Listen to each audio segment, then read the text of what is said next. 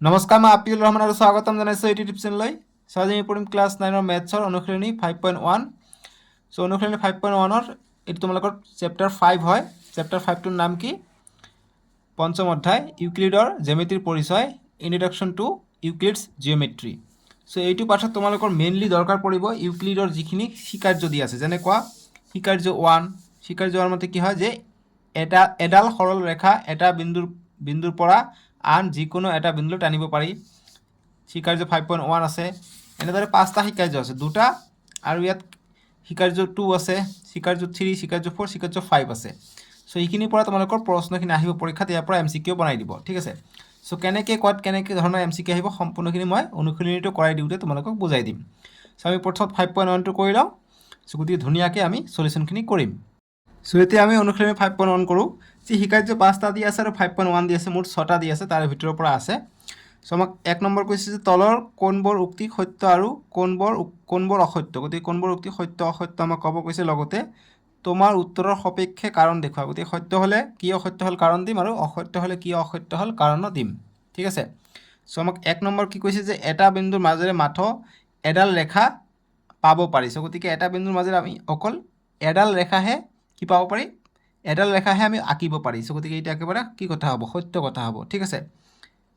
অসত্য হ'ব, কিয়নো এডাল ৰেখাৰ আমি যিকোনো ফালেদি আমি ৰেখা আঁকিব পাৰোঁ। চ' গতিকে এইটো অসত্য হ'লে, চ' গতিকে এইটো অসত্য হ'ব। চ' 1ৰ 1 এইটো লিখিম অসত্য, কাৰণ এটা বিন্দুৰ মাজেৰে আমি অসংখ্য ৰেখা আঁকিব পাৰোঁ, ঠিক আছে। অসত্য লিখিব পৰা যায়, কাৰণ এটা বিন্দুৰ মাজেৰে অসংখ্য ৰেখা আঁকিব পাৰি, বা ইউক্লিডে এইটো কথা কৈছে। গতিকে ইউক্লিডৰ আমি জ্যামিতিৰ পৰিচয় পঢ়ি আছোঁ, গতিকে ইউক্লিডৰ কথাটো উল্লেখ কৰোঁ যে অসত্য, কাৰণ ইউক্লিডৰ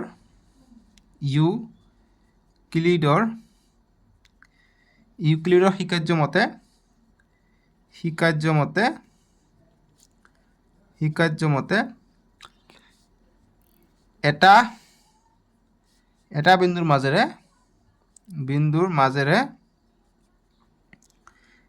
বা এডাল বিন্দুৰ মাজেৰে আমি অসংখ্য ৰেখা আঁকিব পাৰি, ঠিক আছে।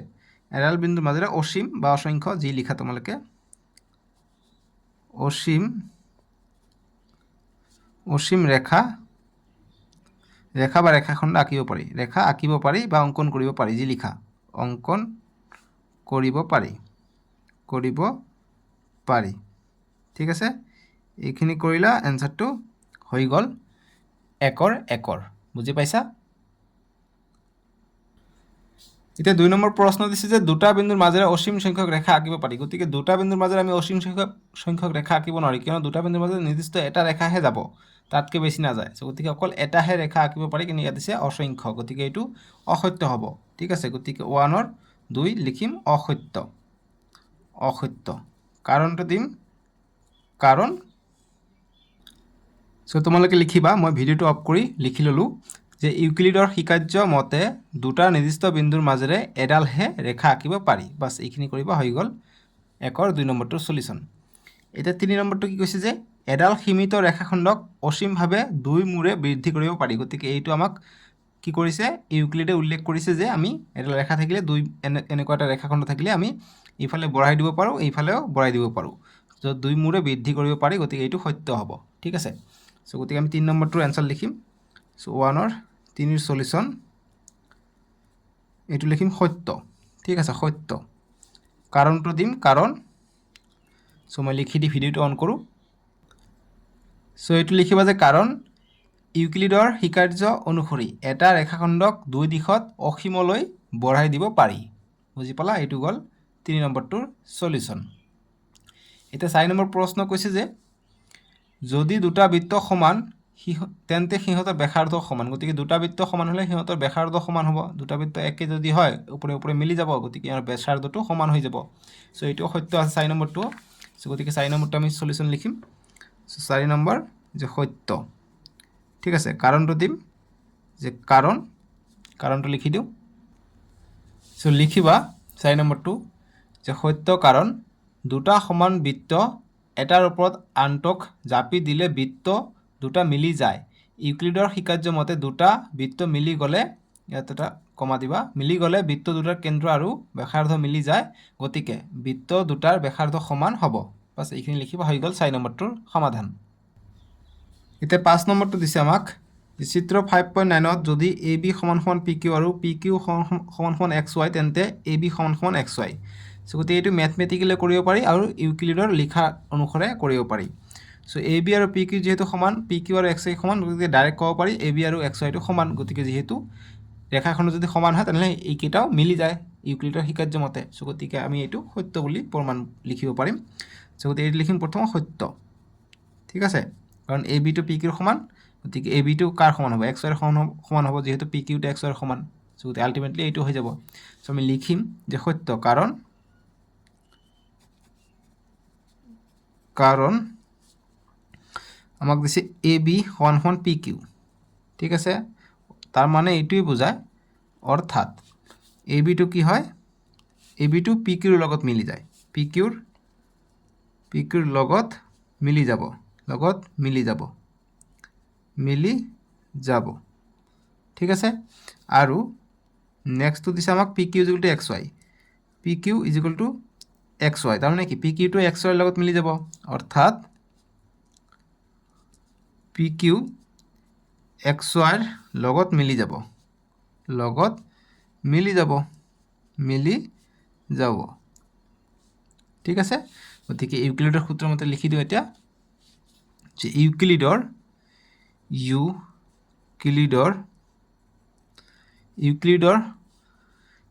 শিকাৰ্য মতে বা ইউক্লিডৰ প্ৰথম যিটো শিকাৰ্য আছে সেইটো, যে প্ৰথম শিকাৰ্য মতে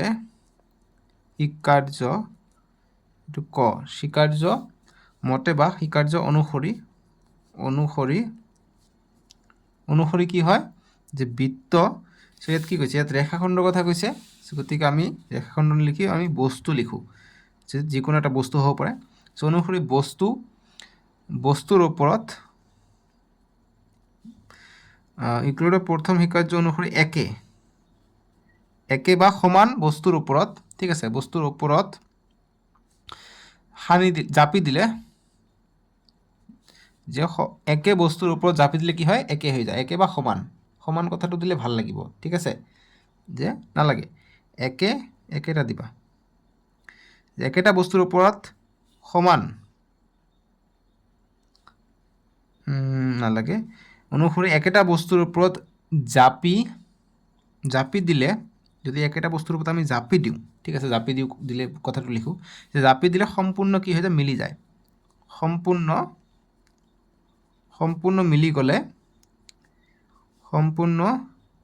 মিলি যায়,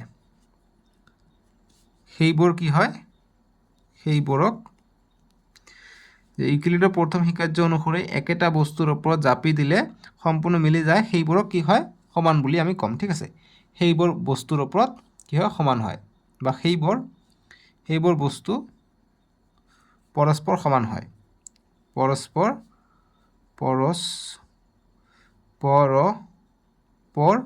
সমান হয়, ঠিক আছে। মানে কথাষাৰ কেনেকুৱা ধৰণৰ কথা, যে দুটা বস্তু যদি আমি একেলগে যদি মিলি যায় তেনেহ'লে এইটো সমান হ'ব। সেইকাৰণে কথাটো লিখিলোঁ, ইউক্লিডে কৈছে যে ইউক্লিডৰ প্ৰথম শিকাৰ্য অনুসৰি একেটা বস্তুৰ ওপৰত জাপি দিলে, বা একেটা বস্তুৰ ওপৰত আনটো এটা বস্তু জাপি দিলে, বা এইটো কথা লিখিলে হৈ যাব যে একেটা বস্তুৰ ওপৰত জাপি দিলে সম্পূৰ্ণ মিলি যায়, সেইবোৰ বস্তু পৰস্পৰ সমান হয়। বাছ এইখিনি লিখিবা, হৈ যাব। আৰু লিখিবা অতএব আমাক যি কৈছে a b is equal to x y বুলি লিখি দিবা, হৈ গ'ল, ঠিক আছে। এইখিনি কৰিবা। এতিয়া আমাক 2 নম্বৰ প্ৰশ্নবিলাক দিছে যে তলৰ প্ৰতিটো পদৰ সংজ্ঞা দিয়া, গতিকে সংজ্ঞা দিব কৈছে, তাত কিবা আন পদ আছে নেকি যাৰ প্ৰথমে সংজ্ঞা দিয়াৰ প্ৰয়োজন, সেইবোৰ কি আৰু তুমি কেনেকৈ সেইবোৰ সংজ্ঞা দিবা। গতিকে আৰু তেনেকুৱা বেলেগ আছে নেকি এইবিলাকৰ বাহিৰা। চ' গতিকে আমি চাম বাৰু। চ' আমি 2ৰ 1 নম্বৰটো প্ৰথম সলিউশ্যন কৰোঁ। চ' আমাক কৈছে সমান্তৰাল ৰেখাৰ সংজ্ঞা দিব কৈছে। গতিকে সমান্তৰাল ৰেখা কি হয়, যিটো ৰেখা কেতিয়াও এটা আনটো কটাকটি নকৰে, চ' গতিকে সিধাকে যায়, ঠিক আছে। চ' গতিকে এইটোৰ সংজ্ঞাটো আমি লিখিম যে একেখন সমতল, চ' লিখি মই ভিডিঅ'টো অন কৰোঁ। চ' লিখিবা যে একেখন সমতলত থকা যিবোৰ ৰেখা ইটোক সিটোক কেতিয়াও কটাকটি নকৰে সেইবোৰ ৰেখাক সমান্তৰাল ৰেখা বোলে। বাছ এইখিনি লিখিবা, হৈ গ'ল 1 নম্বৰটোৰ সলিউশ্যন 2ৰ 1। বুজি পাইছা। 2 নম্বৰ দিছে আমাক লম্ব ৰেখা। চ' লম্ব ৰেখাৰ কাৰণে আমি লিখিম, এনেকৈ লিখিবা 2 নম্বৰ লম্ব ৰেখা লিখিম ভিডিঅ'টো ৰখাই দি লিখি ল'ব পাৰা নহ'লে মই পঢ়ি দিম তাৰপিছত তোমালোকে লিখি ল'বা ঠিক আছে মই পঢ়ি দি তোমালোকে লিখিবলৈ সময় দিম পোষ্ট কৰিবা তেতিয়া ভিডিঅ'টো যে যদি এডাল ৰেখাই আন এটা ৰেখাৰ সৈতে 90 ডিগ্ৰী কোণ উৎপন্ন কৰে তেন্তে ৰেখা দুডালক পৰস্পৰ লম্ব ৰেখা বোলে ঠিক আছে লম্ব ৰেখা এনেকুৱা থাকে এনেকুৱা পৰস্পৰ লম্ব বা এইটো এইফালে আহিব পাৰে এইখিনি 90 ইয়াতো 90 ইয়াতো 90 ইয়াতো 90 চাৰিফালে 90 ডিগ্ৰী কোণ কৰে ঠিক আছে তাৰপিছত 3 নম্বৰটো যেটো দিছে যে ৰেখাখণ্ড লিখিবা যে দুটা প্ৰান্ত বিন্দু থকা ৰেখাৰ এটা অংশক ৰেখাখণ্ড বোলে ঠিক আছে দুটা প্ৰান্ত বিন্দু থাকিব ৰেখাখণ্ডৰ এইটো এটা তাৰপিছত 4 নম্বৰ যে এটা বৃত্তৰ ব্যাসাৰ্ধ গতিকে এটা বৃত্তৰ ব্যাসাৰ্ধ কি কেন্দ্ৰৰ পৰা পৰিধিলৈ যায় এইটোক ব্যাসাৰ্ধ বুলি কওঁ সো লিখিম যে বৃত্তৰ কেন্দ্ৰৰ পৰা পৰিধিলৈ টনা ৰেখাখণ্ডক বৃত্তৰ ব্যাসাৰ্ধ বোলে ঠিক আছে এইটো হ'ল 4 নম্বৰটো সো ৰেখাখণ্ড কৰিলো এটা বৃত্তৰ ব্যাসাৰ্ধ এইটো কৰিলে এতিয়া 5 নম্বৰ আছে বৰ্গ সো বৰ্গটো লিখিবা যে বৰ্গ যে যি চতুৰ্ভুজ চাৰিটা ৰেখাখণ্ডৰে আগুৰা সমান ৰেখাখণ্ড থাকে লগতে প্ৰতিটো কোণ 90 ডিগ্ৰী থাকে তাকে বৰ্গ বলে ঠিক আছে প্ৰতিটো কোণ 90 ডিগ্ৰী তাকে বৰ্গ বলে বাস হৈ গল 5 নম্বৰটোৰ সমাধান এতিয়া আমাক দিছে 3 নম্বৰ প্ৰশ্ন যে তলত দিয়া হিকাৰ্য দুটা বিবেচনা কৰা গতি হিকাৰ্য দুটা দিছে 1 নম্বৰটো দিছে যে প্ৰদত্ত দুটা নিৰ্দিষ্ট বিন্দু A আৰু B ৰ বাবে তৃতীয় এটা বিন্দু C পোৱা যায় যি A আৰু B ৰ মাজত অৱস্থিত গতিকে কৈছে যে দুটা নিৰ্দিষ্ট বিন্দু A আৰু B গতিকে A আৰু B দুটা নিৰ্দিষ্ট বিন্দু বাবে তৃতীয় এটা বিন্দু C বিন্দু গতিকে C বিন্দু ধৰি লোৱা কত পোৱা যায় আমাক এতিয়া কোৱা নাই যে C বিন্দু পোৱা যায় যি A আৰু B ৰ মাজত অৱস্থিত গতিকে C বিন্দুটো হয় এইটো যদি ৰেখা হয় C বিন্দুটো A আৰু B ৰ মাজত অৱস্থিত অৰ্থাৎ ইয়াতো হ'ব পাৰে C বিন্দুটো নহলে ইয়াতো হ'ব পাৰে এইটো ইয়াতো হ'ব পাৰে C বিন্দুটো গতিকে এইটো A B ৰ মাজত অৱস্থিত ঠিক আছে গতিকে হিকাৰ্য কোনটো হ'ব তাৰপিছত আমাক 2 নম্বৰটো দিছে 1 নম্বৰটো আমি এনসাৰটো তোমালোকে কেনেদৰে কৰিবা মই লিখি লৈছো এনসাৰটো যে এই হিকাৰ্যটোত বিন্দু আৰু ৰেখাৰ দৰে কিছুমান সংজ্ঞাহীন পদ আছে যিবোৰ ইউক্লিড স্পষ্টকৈ ব্যাখ্যা কৰা নাছিল বাস এইখিনি লিখিবা যেহেতু ইয়াত কত থাকিব একে ৰেখাত থাকিব না বেলেগ বেলেগ ঠাইত থাকিব হেতু কোৱা নাই গতিকে এইখিনি ব্যাখ্যা কৰা নাই ইউক্লিডে বাস এইখিনি কৰিবা 3 ৰ 1 সলিউশন হৈ গল আৰু 2 নম্বৰ যিখিনি কৈছে যে একে ৰেখাত নাথাকিবলৈ হলে অতি কমেও 3টা বিন্দু থাকে গতিকে একে ৰেখাত নাথাকিবলৈ হলে অতি কমেও 3টা বিন্দু থাকে নেকি গতিকে দুটা বিন্দু এন্টা বিন্দু এইটো গতিকে এইটো এটা ৰেখা হল কিন্তু 3টা যদি সেম লাইনতে থাকে তাহলে আমি এটা ৰেখাই পাওঁ ঠিক আছে সো গতিকে আমি এইটোৰ কাৰণে লিখিম যে এই হিকাৰ্যটো সংগত কাৰণ ইয়াত দুটা পৃথক পৰিস্থিতিৰ কথা বুজাইছে এই হিকাৰ্য দুটা পোনপটীয়াকৈ ইউক্লিডৰ 5টা হিকাৰ্যৰ পৰা অহা নাই কিন্তু ইহত হিকাৰ্য 5.1 অনুকৰণ কৰে যত কোৱা হৈছে দুটা বিন্দুৰ মাজেৰে কেৱল এটা অন্যান্য সৰল ৰেখা পাব পাৰি সো গতিকে দুটা বিন্দুৰ মাজেৰে হলে কি আন এটা বিন্দু যদি মাজতে থাকে একে ৰেখাত থাকে গতিকে 3টা বিন্দুৰে যাব ঠিক আছে বাস এইখিনি কৰিবা হৈ গল 3 ৰ 2 নম্বৰটো সলিউশন এতিয়া আমাক 4 নম্বৰটো দিছে সো 4 নম্বৰটো সলিউশন কৰিম 4 নম্বৰটো আমাক দিছে যে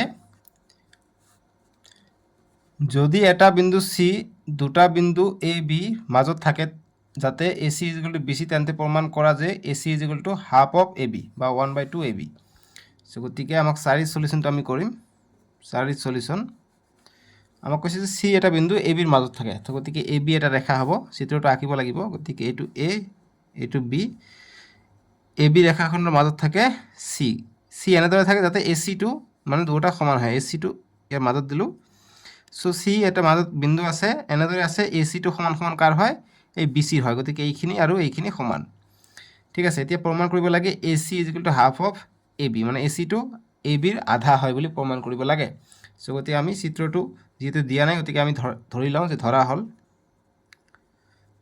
হল চিত্ৰত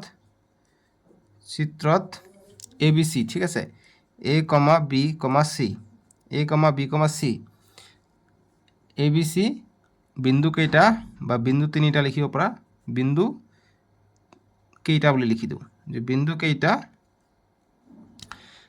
কেইটা এডাল সৰল ৰেখাত আছে ঠিক আছে এডাল সৰল ৰেখাত আছে লিখিলো গতিকে আমাক যেহেতু C টো কি হয় মধ্যবিন্দু হয় গতিকে লিখিম যে যেহেতু C বিন্দুটো বিন্দুটো এ আৰু বিৰ প্ৰশ্নত আমাক কৈছে এ আৰু বিৰ মাজত আছে, এ আৰু বিৰ মাজত থাকে বুলি কৈছে, মাজত আছে, মাজত আছে, মাজত আছে বা মাজত অৱস্থিত বুলি লিখিব পাৰা। গতিকে কি লিখিব পাৰোঁ, মাজত থাকিলে কি হ'ব, চি বিন্দু যদি মাজত থাকে তেনেহ'লে কি হ'ব, a C plus c B is equal to A b হৈ যাব। গতিকে a C plus c B is equal to A b হৈ যাব, গোটেইটো ৰেখা হৈ যাব। যদি এইটো যোগ এইটো কৰিলে গোটেইটো ৰেখা পাই যাম, আমি এ বি পাই যাম। চ' এতিয়া দেখা, চ' আমাক প্ৰশ্নত কৈয়ে দিছে, প্ৰশ্নত আমাক কি কৈছে যে এ C is equal to B c, যে ইয়াত হ'ব নেক্সট লাইন যে এ C is equal to B c আমাক দিয়া আছে। চ' গতিকে আমি যিকোনো এটা ঠাইত আমি যিহেতু আমাক এ চি প্ৰমাণ কৰিব দিছে, গতিকে এ চিটো ৰাখি দিওঁ। চ' বি চি বা চি বি একে কথা। চ' গতিকে আমি এইটোক চি বি বুলি লিখিব পাৰোঁ, যে এ চি যোগ চি বি, এ চি যোগ এইফালৰ পৰা আহিছে, ঠিক আছে, C B is equal to কিমান, এ বি। চ' আমাক প্ৰশ্নত দিয়া আছে A C is equal to B C দিয়া আছে, গতিকে চি বি নিলিখি বি চি বুলি লিখিব পাৰোঁ, ঠিক আছে, যে এ C is equal to B C, মানে একেটা কথা, চি বি বি চি একে কথা, কিন্তু মিলাব লাগিব, সেইকাৰণে বি চি বুলি লিখিলোঁ, চি বি বুলি নিলিখিবা। চ' গতিকে এ চি প্লাছ বি চিৰ মান আমি কি লিখিব পাৰোঁ, A C is equal to B C, অৰ্থাৎ এ চি লিখিব পাৰোঁ বি চিৰ মান is equal to A B. So' এইটো আহিলে নেক্সট লাইনত ইয়াত দিবা যে যিহেতু A B is equal to B C, নহ'লে এইটো ক'ৰ পৰা পালোঁ প্ৰশ্ন আহে যে। চ' গতিকে এটা এ চি দুটা A C, two A C পাই গ'লোঁ is equal to A B, আৰু A C is equal to দুইটা ইফালে হৰণ হ'ব এ বি। চ' গতিকে হাফ ওলাব কৈছে, গতিকে a C is equal to দুইটা ইফালে আহিলে হৰণ হ'ব 2। চ' এইটো ছেপাৰেট কৰি লিখিলে 1/2 এ বি। বাছ এইটোৱে প্ৰমাণ কৰিব দিছে যে এ C is equal to half A B, বাছ প্ৰমাণিত হৈ গ'ল, যে প্ৰমাণিত একেবাৰে সহজ অংক কিন্তু ইম্পৰ্টেণ্ট, ঠিক আছে। চ' এইটোৱে প্ৰমাণ কৰি দিছে হাফ অফ এ বি। চ' আমি প্ৰমাণ কৰিলোঁ 4 নম্বৰটো চলিউশ্যন, বুজি পালা। 5 নম্বৰটোৰ এতিয়া আমি চলিউশ্যন কৰিম। 5 নম্বৰ প্ৰশ্নটো কি দিছে দেখা, কৈছে যে 4 নং প্ৰশ্নত চি বিন্দুক এ বি ৰেখাখণ্ডৰ মধ্যবিন্দু বোলে। গতিকে 4 নম্বৰ প্ৰশ্নত আমি চিক যি পালোঁ, A C is equal to half A B, ইয়াত কি হয় এ বি ৰেখাৰ মাজত আছিলে, চ' মধ্যবিন্দু আছিলে, সেইকাৰণে ইয়াক মধ্যবিন্দু বুলি কোৱা হয়। প্ৰমাণ কৰা যে যিকোনো ৰেখাখণ্ডৰ এটা আৰু মাত্ৰ এটাহে মধ্যবিন্দু থাকে। ভেৰি ভেৰি ইম্পৰ্টেণ্ট প্ৰশ্ন এইটো, খুবেই ইম্পৰ্টেণ্ট, যে যিকোনো ৰেখাৰ এটা মধ্যবিন্দু থাকে। চ' গতিকে আমি কেনেকৈ কৰিম, 4 নম্বৰটো আধা কৰি তাৰপিছতহে আৰু আধা কৰিব লাগিব।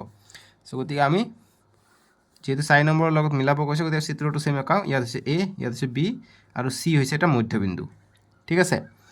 চ' গতিকে অকল এটাহে মধ্যবিন্দু থাকে বুলি কৈছে, চ' গতিকে আমি আন এটা মধ্যবিন্দু ডি বুলি লৈ লওঁ। যদি আটাইতকৈ বেছি থাকে তেনেহ'লে ডিও এটা মধ্যবিন্দু পাম, আৰু যদি ডিটো চিৰ সমান হৈ যায়, অৰ্থাৎ এই চি য'ত থাকিব ডিও ত'ত থাকিব, তাৰমানে আমি বুজিম যে এটাহে মধ্যবিন্দু থাকে। গতিকে C is equal two D আমাক দেখাব লাগে। চ' কেনেকৈ দেখাম, চ' গতিকে আমি লিখি লওঁ যে চিত্ৰৰ পৰা বা ধৰা হ'ল যি লিখা, যে চিত্ৰৰ পৰা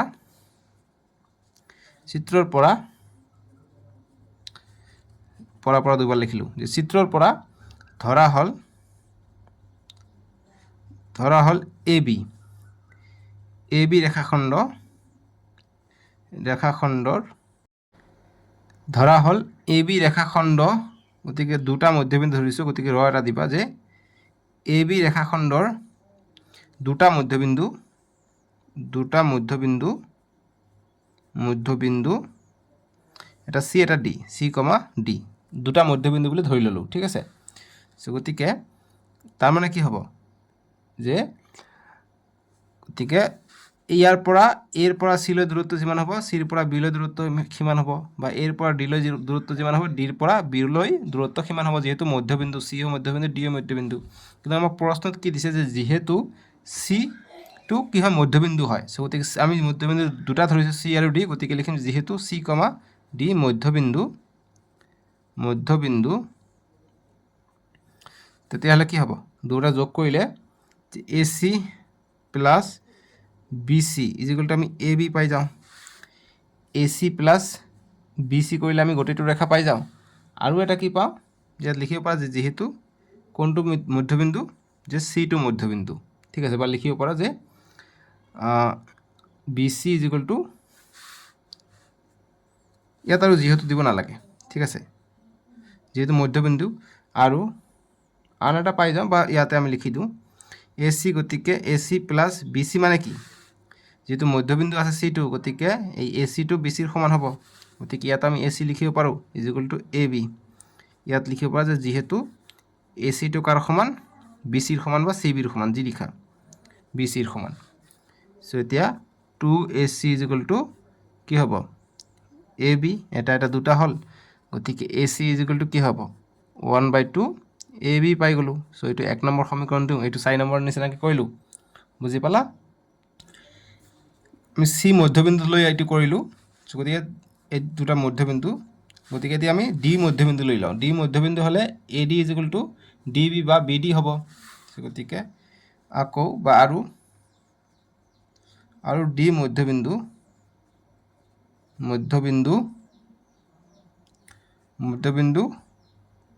তাৰি দিবা দিলে কি হ'ব D মধ্যবিন্দু দিলে AD plus BD equal to কি হ'ব AB হ'ব AD plus BD total AB হৈ যাব যেহেতু D2 মধ্যবিন্দু বুলি আমি ধৰিছোঁ সো গতিকে AD প্লাছ BD ঠাইত আমি AD লিখিব পাৰোঁ কিয় লিখিব পাৰোঁ কৈ আছোঁ ইকুৱেল টু AB যেহেতু কি হ'ব মধ্যবিন্দু হ'লে AD টো কাৰ সমান হৈ যাব BD ৰ সমান হৈ যাব এইকাৰণে BD ঠাইত আমি AD লিখিছোঁ সো গতিকে 2AD ইকুৱেল টু AB পাই গ'লোঁ আৰু AD ইকুৱেল টু কি পালোঁ 1/2 AB পালোঁ দুইটা ইফালে আহিলে হৰণ হ'ব বাছ ইয়াতো 1/2 AB ইয়াতো 1/2 AB অৰ্থাৎ AC ইকুৱেল টু AD পাই গ'লোঁ ঠিক আছে সো গতিকে আমি কি লিখিব পাৰোঁ যে এইটো সমীকৰণ 2 লিখি দিওঁ গতিকে সমীকৰণ 1 আৰু 2 ৰ পৰা সমীকৰণ 1 আৰু 2 ৰ পৰা কি পাওঁ হাফ AB আছে গতিকে অৰ্থাৎ AC ইকুৱেল টু AD হ'ব ৰাইট হেণ্ড সাইড সমান হ'লে লেফট হেণ্ড সাইড সমান হ'ব অৰ্থাৎ AC টো AD ৰ সমান হ'ব ঠিক আছে বুজিলা এতিয়া ইফালে A আছে ইফালে A আছে কাটিব পাৰি গতিকে অকল C থাকিলে ঠিক আছে সৰি AD ঠিক আছে AD A কাটা গ'ল অকল D থাকিলে অৰ্থাৎ C equal to D so C আৰু D আমি সমান পাইছোঁ গতিকে এইটো আমি প্ৰমাণ কৰিব লাগে C আৰু D মানে একেটা ঠাইতে আছে বুলি আমাক প্ৰমাণ কৰিব লাগে তেতিয়া আমি ক'ব পাৰিম যে এটাহে মধ্যবিন্দু থাকে সো গতিকে আমি দেখা পাইছোঁ দূৰত ধৰিও C আৰু D টো সমান পাইছোঁ মানে একে ঠাইতে আছে ঠিক আছে গতিকে লিখিম অৰ্থাৎ বাতে AB ৰেখাখণ্ডৰ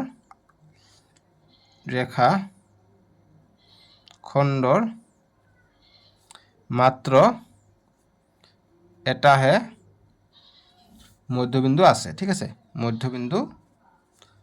মধ্যবিন্দু আছে বাস সলিউশন হৈ গ'ল এতিয়া আমি 6 নম্বৰটো সলিউশন কৰিম 6 ৰ সলিউশন আমাক দিছে যে চিত্ৰ 5.10 ত যদি AC ইকুৱেল টু BD হয় AC টো BD ৰ সমান হয় বুলি কৈছে তেন্তে প্ৰমাণ কৰা AB equal to CD AB টো CD ৰ সমান হয় বুলি কৈছে সো গতি আমাক যিখিনি দিয়া আছে সেইখিনি লিখি লওঁ সো আমাক দিছে ইয়াত A ইয়াত B ইয়াত C ইয়াত D সো যিখিনি দিয়া আছে লিখি লম যে দিয়া আছে এইবিলাক আমাক ফ্ৰী নম্বৰ দিয়ে সো দিয়া আছে AC ইকুৱেল টু BD আৰু প্ৰমাণ কৰিব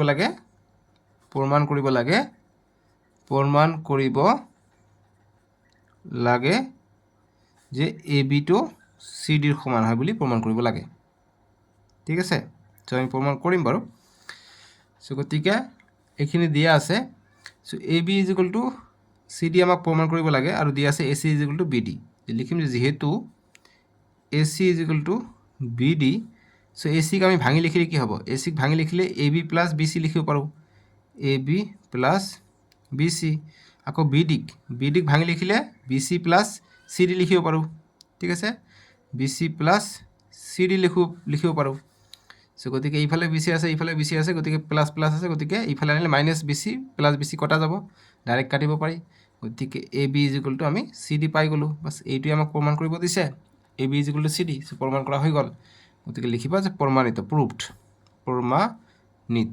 ঠিক আছে হৈ গ'ল সলিউশন 7 নম্বৰ প্ৰশ্ন দিছে যে ইউক্লিডৰ শতসিদ্ধ তালিকাৰ শতসিদ্ধ 5ক কিয় চিৰসত্য বুলি বিবেচনা কৰা হয় মন কৰা যে প্ৰশ্নটো স্বীকাৰ্য 5ৰ বিষয়ে নহয় গতিকে এই শতসিদ্ধ 5 যেটো আছে ইউক্লিডৰ এইটো কিয় চিৰসত্য বুলি কোৱা হয় কিয়নো ইয়াৰ মান সকলোতে সমান ঠিক আছে সো গতিকে আমি 7ৰ সলিউশনটো তোমালোকে কেনেদৰে লিখিবা যে 7ৰ সলিউশন বা সমাধান যে যিহেতু পৃথিৱীৰ যিকোনো ঠাইত আৰু পৃথিৱীৰ যিকোনো বস্তুৰ ক্ষেত্ৰত এই কথাটো সদায় সত্য, সেয়ে ইয়াক চিৰসত্য বুলি বিবেচনা কৰা হয়। চ' গতিকে 5 নম্বৰ যিটো আছে সেইটো চব ঠাইতে সত্য হয়। ঠিক আছে, 7ৰ সলিউশ্যন এইখিনিয়ে।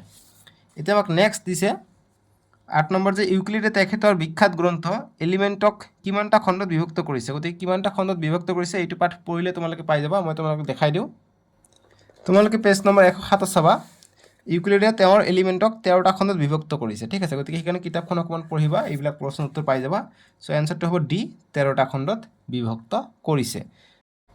9 নম্বৰ প্ৰশ্ন দিছে যে প্ৰাচীন ভাৰতত ঘৰুৱা ৰীতি নীতি আৰু ৰাজহুৱা পূজা অৰ্চনাত ভেটিসমূহৰ বাবে তলত দিয়া কোনবোৰ উক্তি শুদ্ধ। গতিকে 1 নম্বৰ দিছে, 2 নম্বৰ, 3 নম্বৰ, 4 নম্বৰ আৰু এইফালে নেক্সট পেজত আমাক অপশ্যন দিয়া আছে। চ' কোনটো সত্য। চ' গতিকে পাৰ্টটো পঢ়িলে তোমালোকে গম পাই যাবা। যি প্ৰাচীন ভাৰতত ঘৰুৱা ৰীতি নীতিত বৰ্গ আকৃতি, বৃত্ত আকৃতি, ত্ৰিভুজ, আয়ত, ট্ৰেপিজিয়াম সকলো কি আছিলে ৰীতি নীতি ৰাজহুৱা পূজা অৰ্চনাত ভেটিসমূহৰ কি আছিলে গঠন আছিলে, কিন্তু পিৰামিড আকৃতি নাছিলে। গতিকে 1, 2 আৰু 3 হ'ব। চ' কোনটো অপশ্যন হ'ব? অপশ্যন হ'ব অপশ্যন চি, এনচাৰ হ'ব যে 1, 2, 3। ঠিক আছে, এইবিলাক তোমালোকে বহীত এনচাৰখিনি তোমালোকে লিখি ল'বা। ঠিক আছে, চ' বহীতো লিখি ল'ব পাৰা, নহ'লে ইয়াতো দগাই ল'লে সুবিধা হ'ব, কিন্তু তোমালোকে বহীতে লিখি ল'বা, সুবিধা হ'ব, বেছি সুবিধা বহীত লিখি ল'লে, মনত থাকিব। বহীত এনেদৰে লিখিবা, যেনেকুৱা এইটো 9ৰ এনচাৰ। যেতিয়া এনচাৰো লিখিবা পৰীক্ষাত তেতিয়া লিখিবা যে 9ৰ এনচাৰ অপশ্যন চি, 1, 2, 3। চ' মই পৰীক্ষাৰ বহীবিলাক চেক কৰি থাকোঁ, ক্লাছ 9ৰ চেক কৰিলোঁ জাষ্ট অলপ কেইদিন আগত। কি হ'লে যে অকল চি বুলি লিখে। চ' গতিকে পাৰিলে অপশ্যনটো গোটেই লিখিবা, সুবিধা হ'ব। ঠিক আছে, আৰু নিলিখিলেও ফুল নম্বৰে পায় বাৰু, 1 নম্বৰে পায়, 1 নম্বৰ থাকিলে 1 নম্বৰে পায়। বুজি পাইছানে? 10 নম্বৰ প্ৰশ্ন দিছে যে স্তম্ভ মিলাব দিছে যে সমতলৰ দাঁতিবোৰ হ'ল। গতিকে সমতলৰ দাঁতিবোৰ কি হয়? সমতল এটা দাঁতিবোৰ কি হয়? এটা ৰেখা হয়। চ' গতিকে এইটো মিলিব, এইটো সমতলৰ দাঁতি ৰেখাৰ দৰে, এইফালেও ৰেখা। এডাল ৰেখাখণ্ডৰ প্ৰান্ত দুটা হ'ল। গতিকে এডাল ৰেখাখণ্ডৰ প্ৰান্ত দুটা কি হয়? এটা বিন্দু হয়। ঠিক আছে, এডাল ৰেখাখণ্ডৰ প্ৰান্ত দুটা হ'ল। গতিকে প্ৰান্ত দুটা এটা বিন্দুৱে আহে। গতিকে কিউটো মিলিব 1 নম্বৰৰ লগত। চ' ইয়াত মিলাই দিব পাৰা তোমালোকে, নহ'লে বহীতো লিখি মিলাব পাৰা, একো কথা নাই। এটা বিন্দুৰ কি হ'ব? এটা বিন্দুৰ কোনো অংশ নাথাকে। গতিকে এটা বিন্দু ডট অকল, ইয়াৰ কোনো অংশ নাই। এটা গোটা বস্তুৰ সীমাৰেখা কি হ'ব? সমতল হয় সদায়। চ' গতিকে পি মিলিব 3ৰ লগত, ইয়াতে আছে অপশ্যন বি। কিউ মিলিব 1ৰ লগত, আৰ মিলিব 4ৰ লগত, আৰু এছ মিলিব 2ৰ লগত। বাছ হৈ গৈছে বি নম্বৰটো এনচাৰ। ঠিক আছে, এতিয়া নেক্সট 11 নম্বৰটো আমাক দিছে যে তলত দিয়া কোনটো উক্তি সত্য বা অসত্য। গতিকে কোনটো সত্য কোনটো অসত্য আমাক ওলাব কৈছে। বুজি পাইছেনে? আমাক কৈছে যে একেটা বস্তুৰ লগত সমান বস্তুবোৰ এটা আনটোৰ লগত সমান। গতিকে একেটা বস্তু আনটো বস্তুটো সমান হয়, তেনেহ'লে কি হ'ব? এটাৰ লগত আনটো সমান হ'ব। গতিকে এইটো সত্য আছে। এতিয়া কৈছে সমান পৰিমাণৰ লগত একে সমান পৰিমাণৰ যোগ কৰিলে যোগফলবোৰ অসমান হয়। গতিকে এইটো অসত্য, কিয়নো সমান যদি হয়, যেনেকুৱা 3 + 2 যদি কৰোঁ আৰু এইফালে যদি 2 আগত লিখোঁ আৰু 3 যদি পিছত লিখি দিওঁ, যে সমান পৰিমাণ যোগ কৰিলে। চ' গতিকে 3 আৰু 2 5, এইফালে 2 আৰু 3 5, একেই হৈ যায়, ক্ৰম বিনিময় বিধিৰ নিচিনা হৈ যায়। চ' গতিকে সমান পাই যাওঁ, যোগফলবোৰ কি হ'ব? সমান হ'ব লাগিছিলে, কিন্তু ইয়াত দিছে অসমান, অৰ্থাৎ কিউটো অসত্য হ'ব। চ' পি সত্য, কিউ অসত্য। গতিকে অপশ্যন এ হ'ব আমাৰ এনচাৰটো। ঠিক আছে, এইবিলাক বহীত লিখিবা, ৰাফটো নকৰিলে হ'ব। চ' 11 নম্বৰটো মই আশা কৰিছোঁ তোমালোকে বুজি পাইছা। এতিয়া 12 নম্বৰ প্ৰশ্ন দিছে যে উক্তি অৰ্থাৎ এছাৰশ্যন দিছে যে গোটা বস্তুৰ কাষবোৰ অৰ্থাৎ বাউণ্ডাৰীজ হ'ল পৃষ্ঠ। গতিকে গোটা বস্তুৰ বাউণ্ডাৰীবোৰ পৃষ্ঠ বুলি কৈছে। গতিকে ঠিকে আছে, গোটা বস্তুৰ বাউণ্ডাৰীবোৰ কি হয়? এটা পৃষ্ঠ হয়। এতিয়া যুক্তি দিছে যে এখন পৃষ্ঠৰ কাষবোৰ হ'ল একেডাল ৰেখা বা বক্ৰ। গতিকে ইয়াৰ বক্ৰৰ কথা ইয়াত উল্লেখে নাই উক্তিত, কিন্তু ইয়াত যুক্তিত দিছে বক্ৰ ৰেখাৰ কথা উল্লেখ কৰিছে। চ' গতিকে এইটো কি হ'ব? এইটো যুক্তিটো শুদ্ধ ব্যাখ্যা কৰা নাই, কিন্তু বাকী এইটো সত্য আছে নে নাই এইটো চাওঁ। যে এখন পৃষ্ঠৰ কাষবোৰ হ'ল একোডাল ৰেখা বা বৰ্গ। চ' গতিকে এটা পৃষ্ঠৰ, গতিকে যদি আমি বৃত্ত আঁকাওঁ, ইয়াৰ যিবিলাক কাষ আছে এইটো কাষ কি? বক্ৰ আকৃতিৰ। আকৌ যদি আমি এটা কি আঁকো? কিউব আঁকো, ঘনক আঁকো, কি হ'ব? এই ঘনকৰ কাষবোৰ কি হ'ব? এটা ৰেখা হ'ব। চ' গতিকে এইটো সত্য আছে। দুয়োটাই সত্য, কিন্তু ব্যাখ্যা কৰা নাই উক্তিৰ। চ' গতিকে উক্তি সত্য, উক্তিটো সত্য, যুক্তিটো সত্য, আৰু যুক্তিটো উক্তিৰ প্ৰকৃত ব্যাখ্যা এইটো নহয়। উক্তিটো সত্য, যুক্তিটোও সত্য, কিন্তু যুক্তিটো উক্তিৰ প্ৰকৃত ব্যাখ্যা নহয়। গতিকে বি হ'ব আমাৰ এনচাৰটো। ব্যাখ্যাটো শুদ্ধ কৰা নাই, বাকী দুয়োটা আমাৰ উক্তি সত্য আছে। 12 বি হ'ব এনচাৰটো।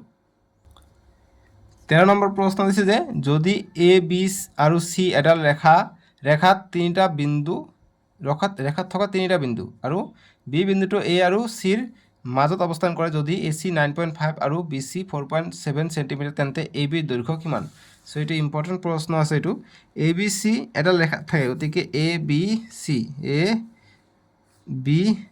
গতিকে এ বি আৰু চি এডাল ৰেখাত তিনিটা বিন্দু গতিকে আৰু বি বিন্দুটো এ আৰু চিৰ মাজত অৱস্থান কৰে গতিকে বি বিন্দুটো তলত মাজত থাকে ঠিক আছে এ আৰু চি এনেকৈ গৈছে এতিয়া A C is equal to 9.5 এইটো হৈছে 9.5 B C is equal to 4.7 গতিকে B C is equal to 4.7 A বিৰ দৈৰ্ঘ্য কিমান গতিকে এ বিটো কিমান গতিকে গোটেইটোৰ পৰা এইটো বিয়োগ কৰি দিলে হৈ যাব গোটেইটো আছে 9.5 এইটো হ'ল 13 নম্বৰ বিয়োগ 4.7 বিয়োগ কৰি দিলে হৈ যাব এক ধাৰ কৰিলে 15 15 পৰা 7 গ'লে 8 ইয়াত থাকিলে 8 8 পৰা 4 গ'লে 4 গতিকে 4.8 সেন্টিমিটাৰ পাই যাম সো কত আছে অপশন ডি হ'ব আমাৰ এনসাৰটো ঠিক আছে নেক্সট 14 নম্বৰ প্ৰশ্নটো দিছে আমাক যে পিৰ পৰা এছলৈ তলত দিয়া উক্তিসমূহত কিছু তথ্য খেলিমেলিকৈ দিয়া আছে যেনেকৈ পি দিছে যে ইউক্লিডে তেখেতৰ বিখ্যাত গ্ৰন্থ এলিমেন্টেছত ভাগ কৰা অধ্যায়ৰ সংখ্যা গতিকে কিমানটা এলিমেন্টেছত ভাগ কৰিছিলে 13টা মই দেখাই দিছোঁ কিতাপতে আছে গতিকে 13টা এতিয়া কৈছে যে এলিমেন্টেছৰ প্ৰথম পুথিত থকা সংজ্ঞাৰ সংখ্যা গতিকে সংজ্ঞা কেইটা আছে সংজ্ঞা কিন্তু 23টা দিয়া আছে আৰু এটা গোটা বস্তুৰ মাত্ৰাৰ সংখ্যা গতিকে 3টা কিতাপটো ভালকৈ পঢ়িবা তোমালোকৰ গণিত কিতাপ আগফালে এই পাৰ্ট চেপ্টাৰ 5 টো সববিলাক পাবা আৰু হৃদযন্ত্ৰত অৰ্থবেদত উল্লেখিত পৰস্পৰ ছেদি সমদ্বিবাহু ত্ৰিভুজৰ সংখ্যা এইটো হৈছে 4টা এতিয়া কৈছে সংখ্যাসমূহ ঊৰ্ধ্বক্ৰমত নিৰ্দেশ কৰা শুদ্ধ বিকল্পটো বাছি উলোৱা সো গতিকে প্ৰথমত কি আহিব ঊৰ্ধ্বক্ৰমত হলে সৰুৰ পৰা ডাঙৰলৈ সৰু কি আছে সৰু আছে r অৰ্থাৎ 3টা r কত আছে ইয়াত আছে গতিকে এইটো হ'ব এনসারটো r তাৰ পিছত 4টা s আহিব তাৰ পিছত আহিব 13টা অৰ্থাৎ p আহিব লাষ্টত আহিব q টো ডাঙৰ গতিকে q সো b হ'ব আমাৰ এনসাৰটো বুজি পাইছা ঊৰ্ধ্বক্ৰমত কৈছে ঊৰ্ধ্বক্ৰমত আমি লিখিলো এটা 15 নম্বৰ প্ৰশ্নটো দিছে যে তিনিটা প্ৰদত্ত বিন্দুৰ মাজেৰে কিমানটা সমতল পাব পাৰি যদিহে বিন্দু তিনিটা একেৰেখীয় হয় গতিকে আমি যদি বিন্দু তিনিটা একেৰেখীয় হয় তেনহলে আমি কিমানটা সমতল পাব পাৰি সো গতিকে আমি অসংখ্য সমতল পাব পাৰিম তেতিয়া কাৰণ বিন্দু এইটো আগবাঢ়ি গৈয়ে থাকিব ঠিক আছে গতিকে অসংখ্য হ'ব এই নম্বৰটো সো গতিকে আমি 15 এ সলিউশন লিখিম 15 এ অসংখ্য ঠিক আছে আৰু বি নম্বৰ দিছে যে বিন্দু তিনিটা একেৰেখীয় নহয় গতিকে বিন্দু তিনিটা একেৰেখীয় নহলে কি হ'ব মাত্ৰ এটাহে ৰেখা আমি আঁকিব পাৰিম সো গতিকে আমি লিখিম বিৰ আনসাৰ যে মাত্ৰ এটা ঠিক আছে মাত্ৰ এটা ৰেখা বা মাত্ৰ এখন জি দিয়া হৈ গ'ল আনসাৰ এতিয়া নেক্সট প্ৰশ্নটো আমাক দিছে 16 নম্বৰটো চাম 16 নম্বৰ দিছে যে সমগ্ৰ অসমতে স্বাস্থ্য আৰু পৰিয়াল কল্যাণৰ বাবে ৰাজ্য চৰকাৰে চিকিৎসালয় মুকলি কৰে এক্স আৰু জেড চহৰ দুখন এটা পোন পথত এনেদৰে অৱস্থিত যাতে এক্স আৰু জেডৰ মাজৰ দূৰত্ব 40 কিলোমিটাৰ জেডৰ পৰা 15 কিলোমিটাৰ দূৰত এক্স আৰু জেডৰ মাজত এখন চহৰ ৱাই আছে ৱাইত চৰকাৰে আন এখন চিকিৎসালয় মুকলি কৰে অৰ্থাৎ ইয়াত এখন চিকিৎসালয় আছে তাৰ পিছত যে এক্স আৰু জেডৰ মাজত আৰু এটা ৱাই এটা চিকিৎসালয় স্থাপন কৰিছিলে কি কৰিছে জেডৰ পৰা 15 কিলোমিটাৰ গতিকে জেডৰ পৰা 15 কিলোমিটাৰ মানে এইখিনি দূৰত্ব হৈছে 15 কিলোমিটাৰ আৰু এক্স আৰু ৱাই মূল দূৰত্ব হৈছে এক্স আৰু জেডৰ মাজত দূৰত্ব হৈছে 40 কিলোমিটাৰ অৰ্থাৎ গোটেইটো হৈছে 40 কিলোমিটাৰ বুজি পালো এতিয়া আমি প্ৰশ্নখিনি পাই যাম এতিয়া কৈছে এক্স চহৰৰ পৰা ৱাই চহৰত থকা চিকিৎসালয়ৰ দূৰত্ব কিমান গতিকে এক্স চহৰৰ পৰা ৱাই লৈ গতিকে এইখিনি দূৰত্ব কিমান এক নম্বৰটো সুধিছে সো মুঠ আছে 40 পৰা 15 গ'লে কিমান 40 পৰা 15 গ'লে 25 কিলোমিটাৰ সো গতিকে এনসাৰটো হ'ব যে এক্স চহৰৰ পৰা ৱাই চহৰত থকা চিকিৎসালয়খনৰ দূৰত্ব হৈছে 25 কিলোমিটাৰ সো এনসাৰটো তোমালোকে ডাইৰেক্ট এনেদৰে লিখিব পাৰা 16 এক নম্বৰ 25 কিলোমিটাৰ এনেদৰে বিয়োগ কৰিব পৰা 40 মাইনাস বা বিয়োগ কৰাই দিওঁ যে আমাক কৈছে এক চহৰৰ পৰা ৱাই চহৰত চিকিৎসালয়খনৰ দূৰত্ব কিমান গতিকে লিখিম যে এক চহৰৰ পৰা ৱাই চহৰলৈ চহৰত থকা চিকিৎসালয়ৰ দূৰত্ব চিকিৎসালয়খনৰ দূৰত্ব মুঠ আছে 40 তাৰ পৰা 40 কিলোমিটাৰ 15 কিলোমিটাৰ বিয়োগ কৰিব লাগিব 15 কিলোমিটাৰ বিয়োগ কৰিলে কিমান হ'ব 40 পৰা 15 গ'লে 25 কিলোমিটাৰ হ'লে এতিয়া 2 নম্বৰটো কৰিম 2 নম্বৰ আমাক দিছে যে x আৰু z দুয়োখন চহৰৰ পৰা y চহৰখন সমান দূৰত্বত নে গতিকে x আৰু z চহৰৰ পৰা y টো সমান দূৰত্বত নেকি ইয়াৰ পৰা 15 কিলোমিটাৰ ইয়াৰ পৰা 25 কিলোমিটাৰ গতিকে সমান দূৰত্বত নহয় সো গতিকে 2 নম্বৰ লিখিম যে নহয় ঠিক আছে নেক্সট 3 নম্বৰটো সলিউশন কৰিম 3 নম্বৰটো কৈছে যে xy - yz নিৰ্ণয় কৰা গতিকে xy - yz নিৰ্ণয় কৰিব দিছে সো xy কিমান xy হৈছে আমি পালো xy পালো আমি কিমান 25 সো গতিকে 25 বিয়োগ yz হৈছে 15 কিলোমিটাৰ গতিকে 15 কৰিলে 25 পৰা 15 গ'লে 10 কিলোমিটাৰ আমি পাই গলো 3 নম্বৰ কৰিলে তো 4 নম্বৰ দিছে যে চৰকাৰৰ দ্বাৰা কি মূল্যবোধ দেখুওৱা হৈছে গতিকে চৰকাৰে কি স্বাস্থ্যৰ বাবে ভাল কাম কৰি আছে গতিকে এইখিনি কথা লিখিব লাগিব ইয়াত কি মূল্যবোধ ঠিক আছে গতিকে লিখিম যে সমগ্ৰ অসমতে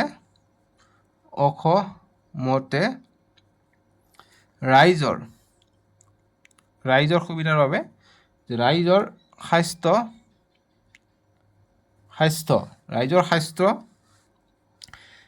স্বাস্থ্য আৰু মংগলৰ বাবে কি কৰিছে ৰাজ্য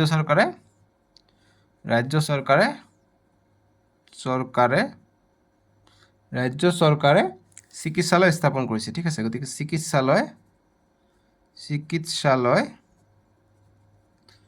চিকিৎসালয় স্থাপন কৰিছে কাৰণ দুটা আছে আৰু এটা স্থাপন কৰি আছে ঠিক আছে স্থাপন